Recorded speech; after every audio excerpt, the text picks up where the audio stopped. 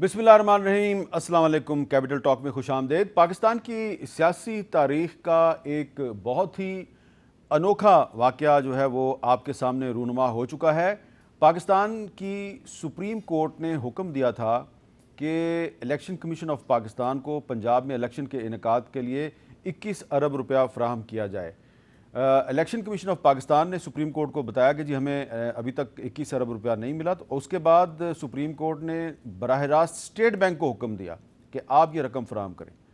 और आज पाकिस्तान की जो कौमी असम्बली है उसने एक करारदाद के ज़रिए इनकार कर दिया, साफ इनकार कर दिया। और पहले उसमें जो एक मनी बिल है वो पेश किया गया और फिर उसको रिजेक्ट करवा दिया गया। और अब एक सवाल ये पैदा होता है कि क्या माजी में जिस तरह वज़ीर आज़म थे यूसुफ रज़ा गिलानी साहब, उनको तौहीन अदालत में डिस्क्वालीफाई किया गया था, क्या अब मौजूदा सुप्रीम कोर्ट आज के वज़ीर आज़म शहबाज शरीफ साहब को तौहीन अदालत में डिस्क्वालीफाई कर सकती है, या टेक्निकली अब पार्लियामेंट उनके सामने आके खड़ी हो गई है? ना वज़ीर आज़म और ना काबीना बल्कि पार्लियामेंट उनके सामने आके खड़ी हो गई है। तो क्या सुप्रीम कोर्ट ऑफ पाकिस्तान के पास कोई ऐसा इख्तियार है कि वो पार्लियामेंट के ख़िलाफ़ कोई तौहीन अदालत की कार्रवाई शुरू कर सकें? ये एक बहुत ही एक टेक्निकल और एक कानूनी और आइनी सवाल है जिस पे हम गुफ्तगू करेंगे। और दूसरी अहम बात यह है कि जो पार्लियामेंट और सुप्रीम कोर्ट के दरमियान लड़ाई है, इसको कम करने के लिए जमात इस्लामी की क़यादत जो है वो सामने आ गई है। और जमात इस्लामी की क़यादत ने इमरान खान साहब से भी मुलाकात की है, बाकी स्टेक होल्डर से भी मुलाकात कर रहे हैं, और वो कोशिश कर रहे हैं कि कोई मुज़ाकरात का रास्ता निकाला जाए। तो क्या मुज़ाकरात का रास्ता निकल सकता है?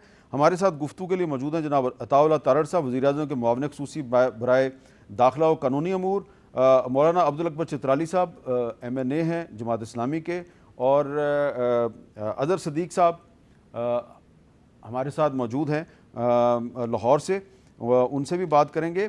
तो सबसे पहले मैं ज़रा आपको सुनवाना चाहता हूँ कि वज़ीर दाखिला राना सनाउल्लाह साहब ने आज गुफ्तगू की है, लेकिन ये गुफ्तगू जो है वो कल भी उन्होंने की थी और परसों भी की थी। राना सनाउल्लाह साहब जो हैं वो एक ही तरह के बयानात बार बार दोहराते हैं, लेकिन जो कल से वो एक बयान दोहरा रहे हैं वो क्या है, ज़रा सुनें। इलेक्शन 14 मई को तो इंशाल्लाह ताला नहीं होंगे। ये जितना मर्जी जोर लगा लें, 14 मई को इलेक्शन नहीं होंगे। इलेक्शन इंशाल्लाह इकट्ठे होंगे, केयर टेकर सेटअप के तहत होंगे और इसी साल होंगे। यानी ये मई में अगर नहीं होते तो अक्टूबर भी कोई ज़्यादा दूर नहीं है। राना साहब बड़े वाज़े अल्फाज में कह रहे हैं कि इलेक्शन 14 मई को इंशाल्लाह नहीं होंगे, साथ में उन्होंने लफ्ज़ लगाया इंशाल्लाह नहीं होंगे।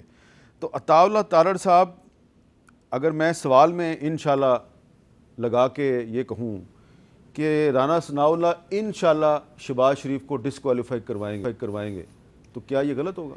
बहुत शुक्रिया मीर साहब, आप बड़ा एक वसी तजर्बा रखते हैं।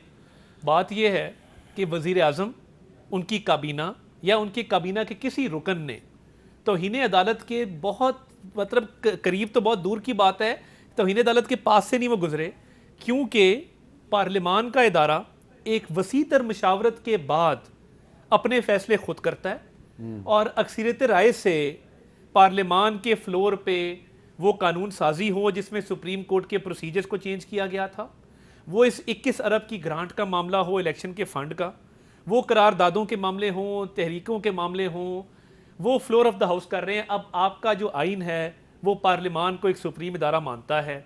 अब ये जो सफ़ेद बिल्डिंग आपके पीछे है जो कि बड़ी मोहतरम है, बड़ी मुकद्दम है, उसके लेफ़्ट साइड पे भी एक बिल्डिंग है जो आइन की खालिक है, आइन साज बिल्डिंग है, जिसने आइन दिया है इस मुल्क को, जिसने जुडिशरी को भी उनकी पावर्स दी हैं। अब ये बिल्डिंग उस बिल्डिंग के साथ आके खड़ी हो गई है। और अब प्रॉब्लम ये है कि पार्लियामान का एक प्रिविलेज है, पार्लियामान का एक इस्तेहकाक है जो कि मजरूह हो रहा है, क्योंकि बार बार उनकी कानून साजी की जो एक इख्तियार आइन उनको देता है उसको ना सिर्फ चैलेंज किया जा रहा है, एक कानून जो मार्ज़े वजूद में नहीं आया, प्रीएम्प्टिव स्ट्राइक करके उसको नाफिजुल अमल राइज होने से पहले ही उसका सफाया कर दिया गया। तो पार्लियामान की जो सेंस है, जो मेंबर्स, मेजॉरिटी मेंबर्स फील करते हैं, वो ये है कि इख्तियार हमारा है मगर हमें रोका जा रहा है। तो कंटेम्प्ट तो सवाल ही पैदा नहीं होता इस सूरत हाल में, जबकि पार्लियामान यकसुई के साथ मुत्तहिद हो के ایک آئیڈیالوجی کے تحت آئین کی بالادستی کے لیے کھڑا ہے تو اس میں وزیر اعظم کا تو نہ کوئی دوش ہے نہ کابینہ کا کوئی اس میں رول ہے. تو یہ پارلیمان کا ادارہ. آج تو نوید قمر صاحب نے صبح کہا, انہوں نے کہا اگر کنٹیمپٹ میں آپ ہمیں اندر کر سکتے ہیں تو ہمارے پاس بھی پریولیج ایکٹ موجود ہے. یہ انہوں نے اسٹینڈنگ کمیٹی فائنانس کی میٹنگ میں میں بطور اسپیشل گیسٹ موجود تھا, تو انہوں نے کہا کہ پھر ہمارے پاس بھی آپشن موجود ہیں. تو پارلیمان کیا ہے جی پریولیج کمیٹی؟ آج انہوں نے یہ کہا کہ اگر کنٹیمپٹ کے تحت جوڈیشری کسی بھی پارلیمنٹ کے ممبر کو اندر کر سکتی ہے تو پریولیج ایکٹ کے تحت پارلیمان کے پاس بھی اختیارات موجود ہیں کہ جب اس کا استحقاق مجروح ہو تو وہ بھی نوٹس سرو کر سکتی ہے. استحقاق مجروح کرے کوئی جج. یہ نوید قمر صاحب نے آج اسٹینڈنگ کمیٹی فائنانس کی میٹنگ میں کہا. تو دیکھیں اب یہ دو اداروں کا معاملہ ہے اور میں نہیں سمجھتا کہ ایک ادارہ دوسرے کو کنٹیمپٹ میں کھڑا کر سکتا ہے. اب جو معاملات ہیں سپریم کورٹ, میرا خیال ہے ان کے پاس اب پورا سپریم کورٹ نہیں ہے, نصف سپریم کورٹ جو آدھی سپریم کورٹ کے فیصلے ہیں, بیکاز اندر کا ایک ڈیوائیڈ ہے, تو جو 7 یا 8 ججز کے فیصلے ہیں آدھی سپریم کورٹ کے, ٹھیک ہے, اس پہ اب اگر آپ قانون سازی کا اختیار لے لیں گے, قانون کو پہلے ختم کر دیں گے, اور یہ کل آرڈر پاس کیا کہ آپ الیکشن کے لیے 21 ارب روپیہ اسمبلی سے بعد میں اس کی منظوری کروائیں. تو ہم نے آج منظوری کے لیے پیش کیا ہے وہ 21 ارب روپیہ, پارلیمان نے اس کو سپریم کورٹ کے آرڈر کے تحت اس کو بحث میں لائے, اس تحریک کو مسترد کر دیا. تو سپریم کورٹ کا تو آرڈر یہی تھا کہ پارلیمان اس کو منظور کرے. اب ہاں یا نہ میں جواب پارلیمان کے ممبرز نے اپنا مائنڈ اپلائی کر کے اپنا ذہن استعمال کر کے کرنا ہے آزادی سے. وہ کوئی روبوٹس نہیں ہے کہ جن کو ڈکٹیشن دی جا سکے.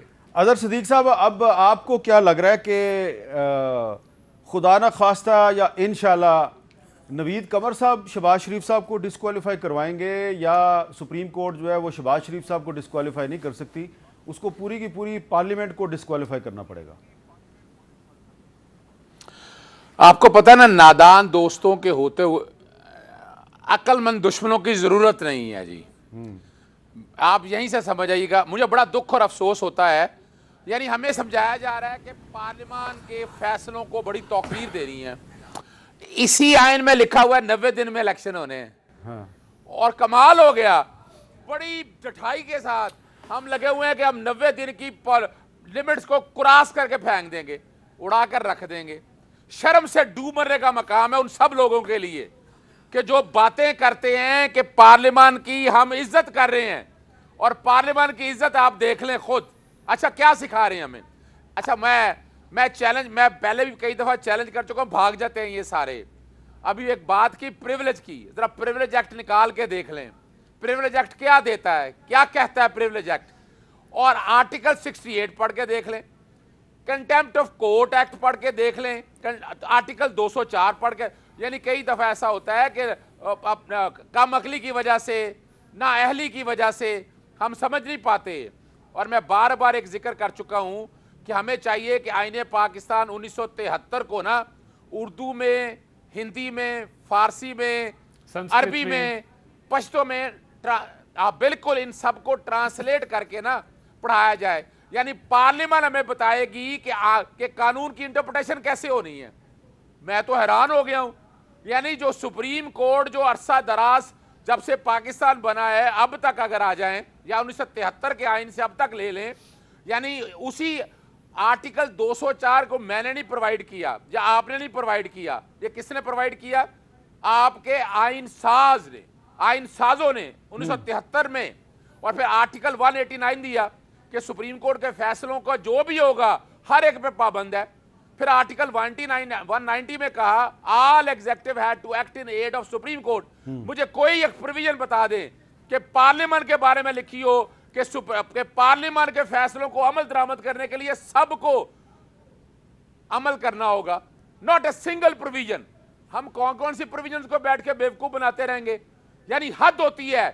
اب رانا ثناء اللہ کو میں تو حیران نہیں, وہ بھائی کیا واقعی آپ پارلیمان میں بیٹھنے والے آدمی ہیں؟ کیا واقعی پارلیمان ہے؟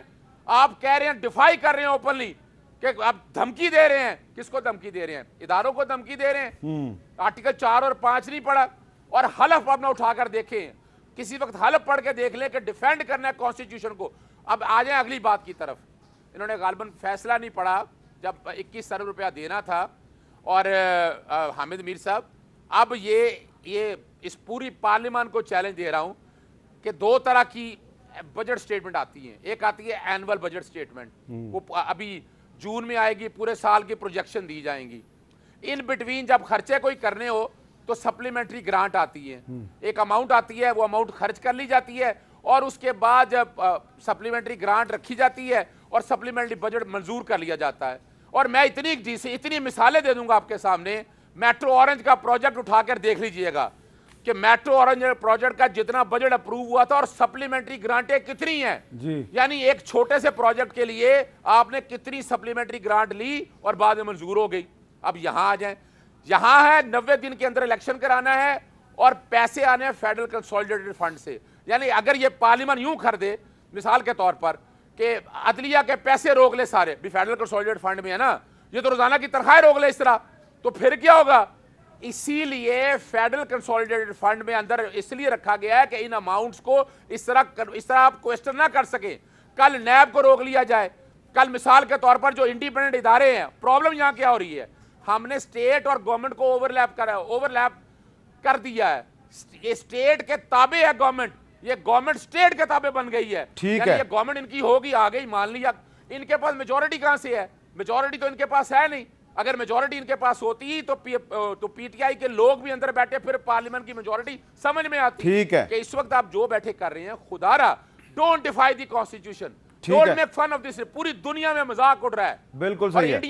انڈیا میں یو کے میں جہاں کہیں بھی دیکھ لیں آپ لے لیں کسی کو بھی, قانون دان کو جو قانون سمجھتے ہوں, وہ بتائیں گے کیا ہو رہا ہے. اچھا, جو تحریک آج جو تحریک پیش کی نا, آج جو تحریک قومی اسمبلی نے مسترد کیا ہے, اس تحریک کے بارے میں قومی اسمبلی کے ممبر مولانا عبدالاکبر چترالی صاحب سے بات کرتے ہیں. چترالی صاحب, جب تحریک پیش کی گئی تو آپ ہاؤس میں موجود تھے, تو آپ نے اس تحریک کی حمایت کی یا مخالفت کی؟ دیکھیں, اصل میں بات یہ ہے, بسم اللہ الرحمن الرحیم, جماعت اسلامی کا ایک موقف ہے, اور چونکہ میں قومی اسمبلی میں جماعت اسلامی پاکستان کا نمائندہ ہوں, اور میں اپنے بڑوں سے مشاورت کے بعد کوئی بھی قدم اٹھاتا ہوں, اور جو ہدایات مجھے مرکز سے ملتے ہیں ان ہدایات کے مطابق میں آگے قدم رکھتا ہوں. صورتحال اس وقت یہ ہے کہ جماعت اسلامی کا ایک سوچا سمجھا ایک پالیسی ہے, وہ یہ ہے کہ اس وقت اگر ہم پنجاب میں 14 مئی کو اور خیبر پختونخوا میں مئی کے آخری ہفتے میں الیکشن کرا لیں, تو کیا ان الیکشنوں سے سیاسی استحکام آئے گا؟ کیا ان الیکشنوں پر قوم کا اعتماد ہوگا؟ کیا قوم اس پر مطمئن ہوگی کہ جو الیکشن ہوئے ہیں وہ ٹھیک ہوئے ہیں؟ اور کیا اس میں جو کارکنان کے درمیان جو چپقلش اس وقت سیاسی مخالفت جو ہے وہ ذاتی مخالفت تک بات پہنچ گئی ہے, یہ کیا مزید اس کو تقویت ملے گی یا نہیں؟ ہمارے خیال میں پنجاب اور خیبر پختونخوا کے الیکشن سے یہ مسائل حل نہیں ہوں گے. اس کا واحد حل جماعت اسلامی کے نزدیک یہی ہے کہ ایک دن میں قومی اسمبلی کا بھی اور چاروں صوبوں کا بھی الیکشن ہونا چاہیے, اور اس سلسلے میں جماعت اسلامی نے کانسنسس پیدا کرنے کے لیے اور سیاسی استحکام پیدا کرنے کے لیے, قوم میں مزید نفرت کو ختم کرنے کے لیے انہوں نے سیاسی ڈائیلاگ کا آغاز کر دیا ہے. لیکن آج جو تحریک پیش ہوئی اس کی آپ نے حمایت کی یا مخالفت کی؟ نہیں, اس کی میں نے حمایت بھی نہیں کی, مخالفت بھی نہیں کی. اس کی وجہ میں بتاتا ہوں. وجہ یہ ہے کہ چیف جسٹس صاحب کو بھی چاہیے کہ اگر عمران خان نے بھی مطالبہ کر دیا کہ فل کورٹ ہونا چاہیے, اپوزیشن بھی, حکومت بھی مطالبہ کر رہی ہے کہ فل کورٹ ہونا چاہیے, اور جماعت اسلامی کا بھی مطالبہ ہے کہ فل کورٹ ہونا چاہیے. جب سپریم کورٹ کے اندر بعض ججوں نے بھی ان سے اختلاف کیا, جب اختلاف کیا تو ان کو کم از کم آنا کے اس خول سے باہر ہو کر قوم کے لیے, اس ملک کے لیے, ان دو اداروں کے لیے, یہ بہت اہم ادارے ہیں. ایک ادارہ ہے مقننہ, اس سے قانون سازی کوئی نہیں چھین سکتا. دوسرا ہے عدلیہ, عدلیہ سے ان کے جو اختیارات ہیں وہ بھی کوئی نہیں چھین سکتا. وہ یہ ہے کہ قانون جب آتا ہے, بن جاتا ہے, تو اگر فل کورٹ از خود نوٹس میں یہ فیصلہ کر لے کہ یار یہ قرآن و سنت کے خلاف یا آئین پاکستان کے کسی دفعے کے خلاف یہ قانون بنا ہے, تب جا کے وہ اس کو ریجیکٹ بھی کر سکتے ہیں, مسترد بھی کر سکتے ہیں. لیکن قانون بنا ہی نہیں ہے, قومی اسمبلی سے پاس ہوا ہے, تو اس کو ریجیکٹ کر کے یہ مقننہ کی اختیارات کو وہ بھی محدود مولانا کر رہے ہیں۔ صاحب اب آپ کی گفتگو جن لوگوں نے سنی ہے، جو سن رہے ہیں اس وقت، ان کو کیا یہ تاثر نہیں ملے گا کہ جماعت اسلامی بظاہر تو حکومت اور پی ٹی آئی کے درمیان مذاکرات کے لیے کوشش کر رہی ہے، لیکن اس کا موقف جو ہے وہ حکومت کے موقف کے بہت قریب ہے، بلکہ بہت زیادہ قریب ہے؟ نہیں، قریب مریب ہم دونوں دیکھیں، ہم نے پی ڈی ایم کا حصہ ہیں الحمدللہ، پہلے دن سے عدم اعتماد میں بھی، ٹھیک ہے، اور اعتماد کے وارڈ میں بھی، اور اس کے بعد بھی آپ نے میرے تقریریں سنی ہیں، قوم نے بھی سنی ہیں، جو میں ان کے غلط کاموں کو بھی اسی انداز میں لیتا ہوں جس انداز میں پی ٹی آئی کے دور میں لے لیتا۔ اس میں کوئی شک نہیں ہے کہ ہم نہ پی ڈی ایم میں ہیں، نہ پی ٹی آئی کے حامی ہیں، نہ پی ڈی ایم، ہم صرف اس ملک کے حامی ہیں۔ ٹھیک ہے، ہم اس ملک کو تو مزید اس ملک کا استحکام آئین پاکستان کے استحکام میں نہیں؟ آئین پاکستان کے استحکام میں ہے، اور قومی اسمبلی کو مقننہ کی حیثیت سے مان کر اس میں ہے، اور عدلیہ کو یعنی بطور عدلیہ لینا یہ ہمارے لیے ہمارے ملک۔ اچھا، اب عطا اللہ تارڑ صاحب، آج سابق وزیر قانون پی ٹی آئی کے رہنما فواد چودھری صاحب ایک بات کہہ رہے ہیں، ذرا سنیں وہ کیا کہہ رہے ہیں۔ نیشنل الیکشن کے اوپر بات چیت کرنی ہے، آپ بات چیت کر لیں۔ صوبائی الیکشنوں کے اوپر بات چیت کا وقت گزر چکا ہے۔ 14 مئی کو پنجاب میں الیکشن کرانے ہوں گے۔ یہ جو رقم ہے یہ آج اگر ٹرانسفر نہیں ہوتی تو یہ سپریم کورٹ کی توہین ہوگی، جس میں پہلے انشاءاللہ ایکٹنگ گورنر اسٹیٹ بینک جو ہیں وہ اپنے گھر پہ جائیں گے۔ لندن پلان یہ ہے جو نواز شریف نے اور مریم نواز نے بنایا ہے کہ شہباز شریف کو ڈسکوالیفائی کروانا ہے۔ اچھا، اب یہ اس میں ایک کانسپریسی تھیوری بنا دی ہے فواد چودھری صاحب نے، لیکن وہ کہہ رہے ہیں کہ پہلے قائم مقام گورنر اسٹیٹ بینک جائے گا اور اس کے بعد پھر شہباز شریف بھی جائیں گے۔ تو اور دوسری بات یہ ہے کہ جو جماعت اسلامی کوشش کر رہی ہے مذاکرات، وہ تو میرا خیال ہے پی ٹی آئی اس میں نہیں آئے گی، کیونکہ وہ جماعت اسلامی 14 مئی کو الیکشن نہیں چاہتی، اور فواد چودھری صاحب کہتے ہیں اگر 14 مئی کو الیکشن نہیں ہوتا تو یہ سپریم کورٹ آف پاکستان کی توہین ہے۔ تو ڈسکوالیفیکیشن آف پرائم منسٹر کی طرف بڑھ رہے ہیں آپ؟ نہیں، قطعاً نہیں میر صاحب۔ دیکھیں نا، ابھی جو اظہر صدیق صاحب نے بھی بات کی اور فواد چودھری صاحب بھی بات کر رہے ہیں، اب سپلیمنٹری گرانٹ یہ کہتے ہیں کہ جی وہ 21 ارب آپ خرچ دیں، منظوری بعد میں لے لیں۔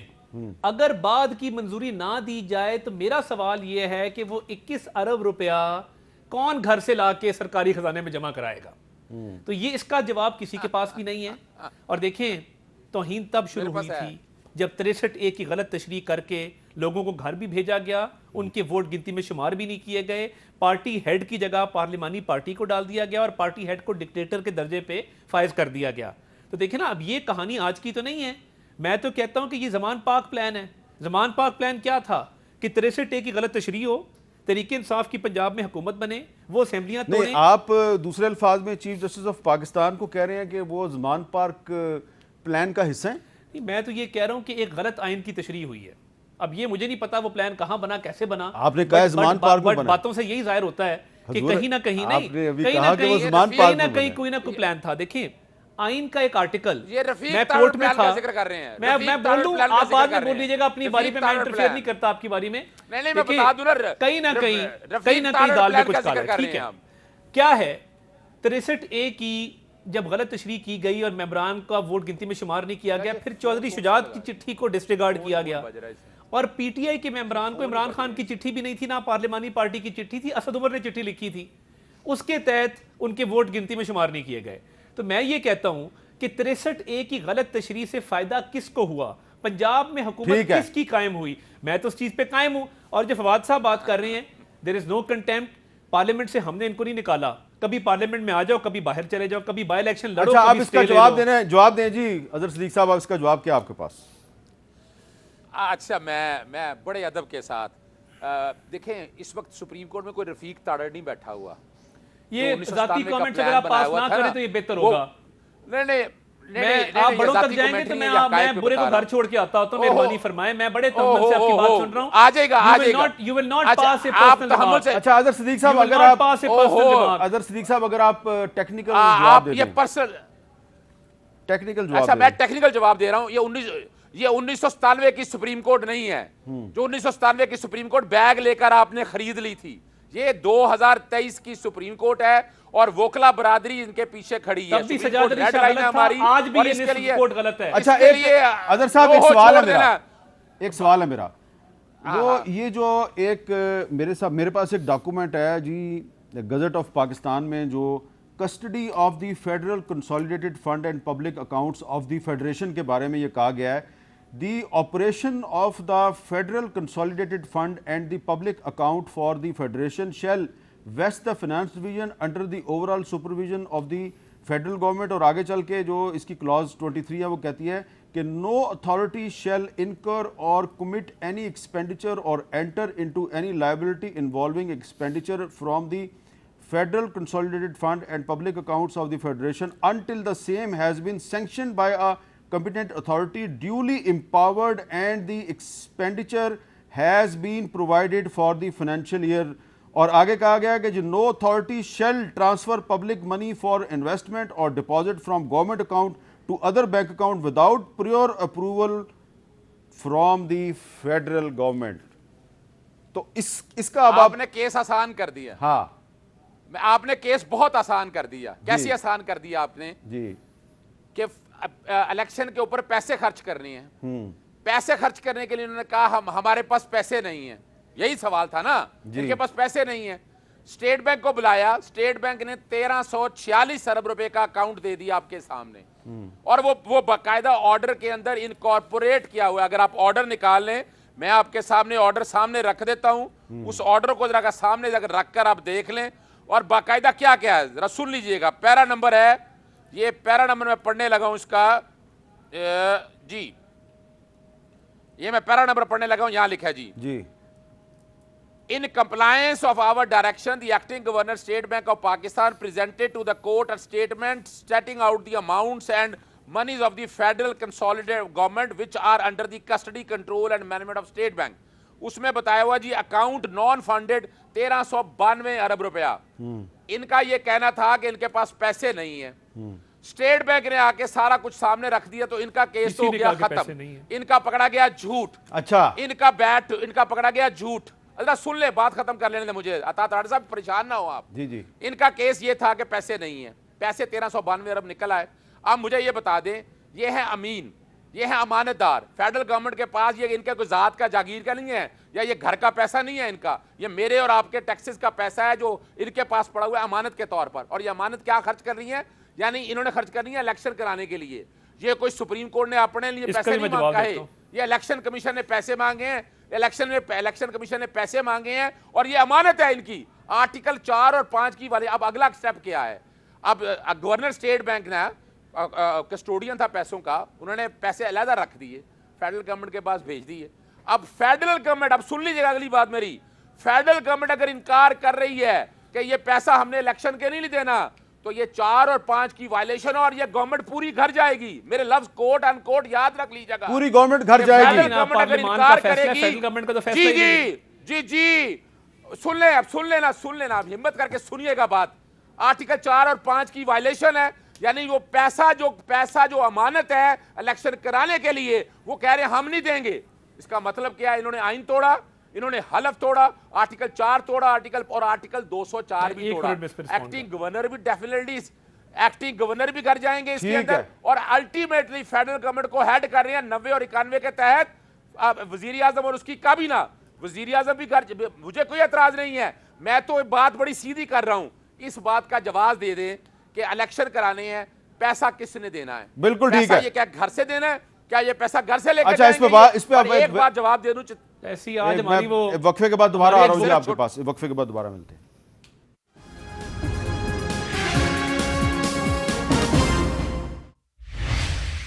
کیپٹل ٹاک میں دوبارہ خوش آمدید. اس سے پہلے کہ میں آگے چلوں, جو ہم بحث وقفے سے پہلے کر رہے تھے اس پہ بات کروں. 2-3 معاملات ہیں جن کا تعلق امور داخلہ کے ساتھ ہے. تو مشیر داخلہ صاحب ہمارے ساتھ موجود ہیں, پہلے ذرا وہ کلیئر کر لیتے ہیں. تارڑ صاحب ذرا یہ بتائیں کہ یہ آج کچھ پی ٹی آئی کے دوست کہہ رہے ہیں کہ عید کی چھٹیوں میں عمران خان صاحب کو گرفتار کرنے کا منصوبہ ہے, کوئی یہ بات ہے ایسی؟ دیکھیں میرا خیال ہے ویسے ہی ان کو گرفتاری کا فوبیا ہو گیا ہے. نہ میرے پاس ایسی کوئی اطلاعات ہیں, نہ ایسا کوئی پلان ہے. آج بھی وہ عید کی چھٹیوں کے دوران فی الحال ایسا کوئی پروگرام نہیں ہے, اور وہ آج کورٹ پہنچ گئے, لارجر بینچ کی تشکیل کی درخواست کر دی, وہاں پہ کھڑے ہو گئے کہ جی مجھے عید کی چھٹیوں کے دوران گرفتار کیا جائے گا, انٹرنیٹ کے سگنل کاٹے جا رہے ہیں. تو یہ سارا فوبیا ہے، ایک دباؤ. آپ کلیئرلی کہہ رہے ہیں کہ عید کی چھٹیوں میں عمران خان کو گرفتار کرنے کا کوئی ایسا کوئی ارادہ نہیں ہے، یہ بس ایک ڈر اور خوف طاری ہے. اچھا، مگر یہ اگر واپس آئے نا، اب اظہر صدیق صاحب ایک منٹ، ایک بات اور بھی چھوٹی سی پوچھ لوں میں اگر آپ اجازت دیں کہ یہ آج کوئی وزارت داخلہ کی جو اسٹینڈنگ کمیٹی ہے اس کا اجلاس تھا، تو اس اجلاس کی کارروائی کے دوران کچھ خبر نکلی ہے کہ فیڈرل گورنمنٹ چیئرمین نیدرا طارق ملک صاحب سے استعفیٰ مانگ رہی ہے، اس کی کیا وجہ ہے؟ دیکھیں، یہ وزیر داخلہ نے ان سے کوئی اس حوالے سے بات چیت کی ہے، تو اگلے 24 گھنٹوں میں معاملہ آپ کے سامنے آ جائے گا جو بھی ہوگا. یعنی کہ آپ ان سے استعفیٰ مانگ رہے ہیں؟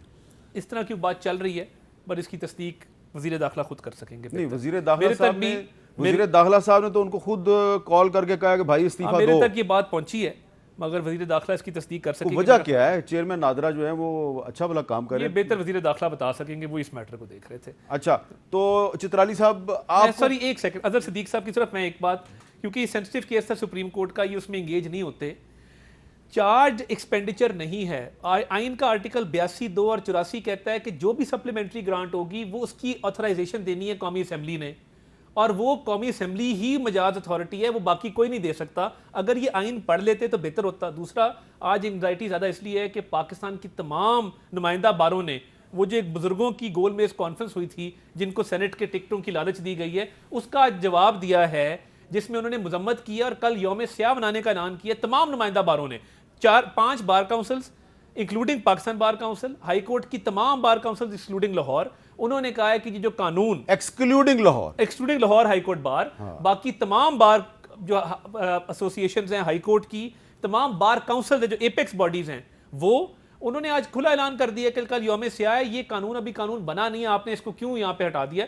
تو میرا خیال ہے اس کی بھی انگزائٹی تھوڑی. اچھا، اب اس میں چترالی صاحب سے ذرا بات کرتا ہوں، لیکن چترالی صاحب ذرا یہ جو اشارہ دیا ہے انہوں نے تارڑ صاحب نے جس یوم سیاہ کا، اس حوالے سے جو اعلان ہے ذرا وہ کیا ہے ذرا سنیں.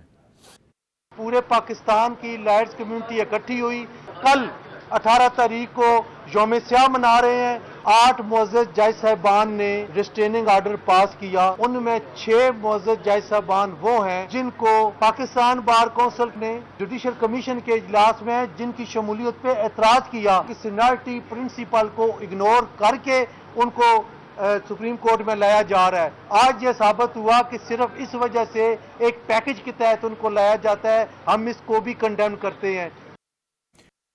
چترالی صاحب، اس میں لاہور ہائی کورٹ بار جو پاکستان کی سب سے بڑی بار ہے وہ اس میں شامل نہیں ہے، لیکن یہ ڈویژن تقسیم ہر جگہ پہ نظر آ رہی ہے، اور پارٹیوں کے اندر بھی تقسیم ہے، اور وکلا برادری میں بھی تقسیم ہے، ججوں میں بھی تقسیم ہے، میڈیا میں بھی تقسیم ہے.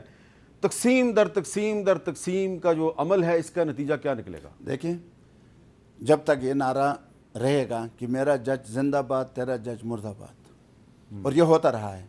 لیکن اس سے پہلے جب قومی اسمبلی کو تحلیل کیا گیا، یہی سپریم کورٹ نے اس کو بحال کر دیا، اور یہی چیف جسٹس تھا، اور مسلم لیگ پیپل پارٹی PDM نے ان کی حمایت کی کہ بہت بہترین فیصلہ انہوں نے کیا اور آئین کے مطابق کیا. اور اس وقت جو ہے نا PTI اس کی مخالفت کر رہی تھی، اور اب جو ہے جب ان کے حق میں فیصلہ آ گیا اور ان کے خلاف آ گیا، تو یہ اصل میں ہمارے اداروں میں یہ ٹکراؤ کا جو صورتحال اس وقت بنا ہے ملک میں، حقیقت یہ ہے کہ زہر قاتل ہے. ہمیں کسی بیرونی سازش سے نہیں ڈرنا چاہیے. اس سازش سے ڈرنا چاہیے کہ ہمارے اداروں میں یہ آپس میں ٹکراؤ پیدا کیوں ہوا. سپریم کورٹ کے اندر ٹکراؤ، آپ جو ہیں آپ کہہ رہے ہیں بار کے اندر ٹکراؤ، قومی اسمبلی میں ٹکراؤ، سیاستدانوں میں ٹکراؤ. یعنی اس کا واحد حل صرف یہ ہے، جس طرح جماعت اسلامی پاکستان کی اس کے سیاسی ڈائلاگ کے ذریعے سے بیٹھا جائے، اور بیٹھنے سے مسائل حل تو ہوتے ہیں. لیکن آپ جماعت اسلامی کہتی ہے کہ 14 مئی کو الیکشن جو ہے مسئلے کا حل نہیں ہے، PTI کہتی ہے کہ 14 مئی کو ہر صورت میں الیکشن کروائیں. نہیں، دونوں کو دیکھیں، کچھ ان کو آگے جانا چاہیے، کچھ ان کو 8 اکتوبر سے پیچھے آنا چاہیے. دیکھیں، کچھ لوگ کچھ دو کی بنیاد پر مصالحات ہوتی ہے. اچھا، اظہر صدیق صاحب، اس طرح تو نہیں سکتے. اظہر صدیق صاحب یہ بتائیں کہ کوئی اس وقت حالات کی نزاکت کا احساس کرتے ہوئے آپ کچھ اس میں فرمائیں گے کہ کیا کوئی درمیانی راستہ نکل سکتا ہے؟ جماعت اسلامی مذاکرات کا راستہ ڈھونڈ رہی ہے، لیکن وہ ساتھ ہی ساتھ یہ بھی کہہ رہی ہے کہ 14 مئی کو الیکشن جو ہے اسے مسئلہ حل نہیں ہوگا. تحریک انصاف کا خیال ہے کہ 14 مئی کو الیکشن ہر صورت میں ہونا چاہیے، یہ آئینی تقاضا ہے، سپریم کورٹ کا حکم ہے. تو کوئی درمیانی راستہ نکل سکتا ہے؟ मेरे साहब बिल्कुल रास्ते निकल सकते हैं जो आइन और कानून के दायरा इख्तियार में आते हों। 90 दिन का इलेक्शन कराने का जो डायरेक्शन है वो आइन ने दी है, सुप्रीम कोर्ट तो बाद में आई ना, और सुप्रीम कोर्ट से पहले 10 फरवरी का लाहौर हाई कोर्ट का फैसला है जिसमें, और वो फैसला फाइनलाइज हो चुका हुआ है, जिसमें 90 दिन का इलेक्शन कराने का कहा था, उसको बिल्कुल किसी ने चैलेंज नहीं किया, ये मैं बता दूं। और इंट्रा कोर्ट अपील में मामला अगर गया भी तो वहां इनके पास केस कोई नहीं था। मैं इससे आगे 2-3 चीजें आपके सामने रख दूं, बारी बारी मैं जवाब दे देता हूं। बिल्कुल रास्ते खुले हैं कि जहां आइन और कानून की बालादस्ती की बात हो। 13 सियासी जमातों ने अभी आइन और कानून की बालादस्ती के लिए कोई एक कदम उठाया हो तो कौम शुक्रगुजार होगी इनकी। इलेक्शन करा लें, अभी पता चल जाएगा कि बयानिया किसका है, अगर 13 सियासी जमातों का है या पाकिस्तान तहरीक इंसाफ का, जो कौम कहेगी हर एक को कबूल होगा। अब आते हैं अगली बात की तरफ, जो बातें मिसाल के तौर पर ये vice chairman Pakistan bar council, chairman executive committee, पहले बताता चलूं ये पाकिस्तान बार काउंसिल की कोई ऐसी कॉल नहीं है। लास्ट टाइम कॉल उन्होंने दी थी बाइकआउट करने की, उस दिन किसी ने बाइकआउट नहीं किया। 3 तारीख और 3 तारीख वाले दिन आपको पता है, और बाद में भी हमने देख लिया।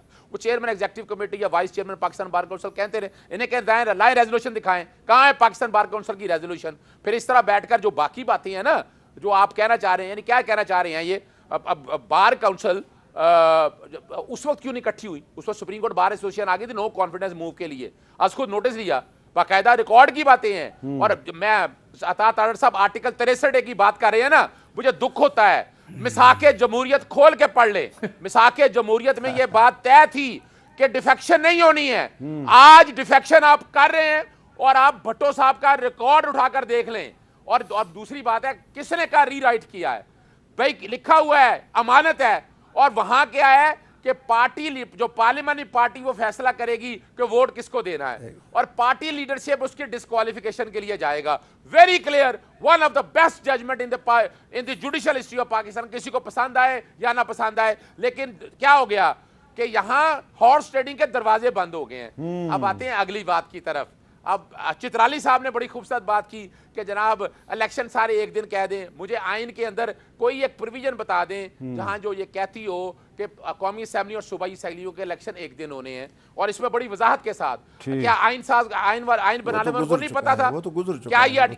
क्या ये प्रोविंशियल ऑटोनॉमी और फेडरल और वफाकी इकाइयों को ये नहीं पता था? 18वीं तरमीम के अंदर बैठकर ये आपने बड़ा अहम सवाल उठाया। मैं खत्म कर रहा हूं, मैं खत्म कर लूं, मैं सुनता फिर उसको। मेरी देखिए बड़ी सिंपल सी बात है, अगर ये लिखा होता तो फिर ये मामला ये लेके आते कोर्ट में कि जनाब ये आइन की फलां प्रोविजन है जिसके तहत तमाम इलेक्शन इकट्ठे कराने हैं। हाँ, इसका मैं बता देता हूं, जो केस बनाते रहे, इलेक्शन कमीशन बनाया, वो सेक्शन 69 है ऑफ द इलेक्शन एक्ट, जो सिंगल पोल की बात करता है। सिंगल पोल एक असेंबली के होने हैं, और असेंबली डिफाइन किया नेशनल असेंबली और कौमी असेंबली, यानी नेशनल असेंबली के इलेक्शन सिंगल पोल होंगे, सूबाई असेंबली के इलेक्शन सिंगल पोल होंगे। आपके साथ भारत है, वहां देख ले सूबों के इलेक्शन हर साल पूरे साल होते रहते हैं, और वफाक के इलेक्शन एक दफा होते हैं। चलें, इसमें अब 69 के हवाले से मैं मजीद आगे बात करता हूं। मैं आता हूं चित्राली साहब, मैं आपके पास आ रहा हूं।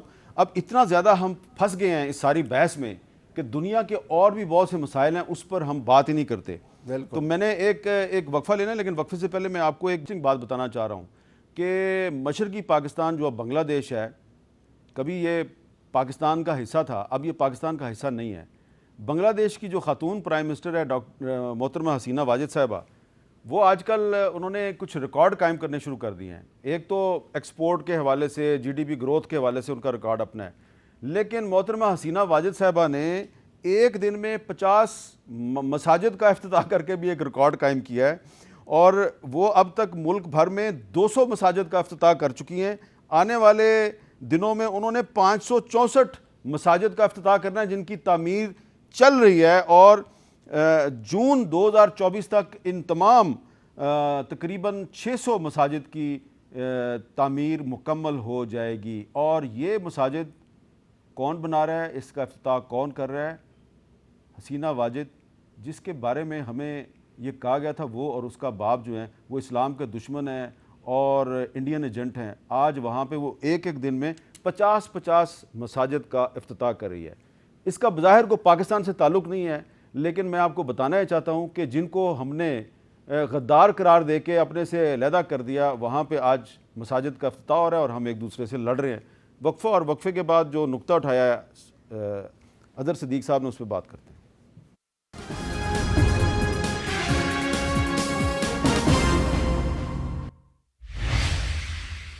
کیپٹل ٹاک میں خوش آمدید. وقفے سے پہلے اظہر صدیق ایڈوکیٹ نے ایک سوال اٹھایا ہے. وہ کہہ رہے ہیں کہ آئین میں وہ کون سا آرٹیکل ہے جو یہ کہتا ہے کہ قومی اور صوبائی اسمبلی کے انتخابات ایک ہی دن میں ہوں گے, اور یہ ایک اہم سوال انہوں نے اٹھایا ہے. اس کا جواب کون دے گا؟ تارڑ صاحب آپ دیں گے یا چترالی صاحب؟ بات سیدھی ہے, اس ملک کی تاریخ میں کبھی علیحدہ الیکشن نہیں ہوئے, کیونکہ کوئی بھی ایک صوبہ, اسپیشلی بڑا صوبہ جیسے پنجاب ہے, 55% آبادی ہے, اگر اس میں الیکشن ہوں اور کوئی بھی سیاسی جماعت برسر اقتدار آ جائے, وہ پھر باقی صوبوں میں اس کا اثر پڑے گا. اور جو محروم صوبے ہیں, چھوٹے صوبے ہیں, وہاں پہ جو پنجاب میں جس کی حکومت ہوگی وہ حکومت قائم کر لے گا. آئین کا کون سا دیکھیں جو کیئر ٹیکر سیٹ اپ کا, اگر انڈیا میں نہیں ہے کوئی ایسی پروویژن, پاکستان میں آئین کا آرٹیکل 224 کیا کہتا ہے کہ کیئر ٹیکر گورنمنٹس ہوں گی. کیئر ٹیکر گورنمنٹس کا کانسیپٹ اسی لیے دیا گیا ہے کہ کوئی بھی حکومت ایسی جو کسی سیاسی جماعت کی حکومت ہو وہ انٹرفیئر نہ کر سکے. تو یہ بڑا کلیئر ہے آرٹیکل 224. اس کا مقصد ہی یہ تھا, یہ تو نہیں تھا کہ صرف کیئر ٹیکر اسی صوبے میں ہوں گے جس کی اسمبلی ٹوٹے گی, یعنی باقی ملک میں پھر جو مرضی ہو, یعنی فیڈرل گورنمنٹ جو ہے وہ انٹرفیئر کرے صوبے میں, اور جب صوبے کی گورنمنٹ بن جائے وہ نیشنل اسمبلی کے الیکشن میں انٹرفیئر کرے.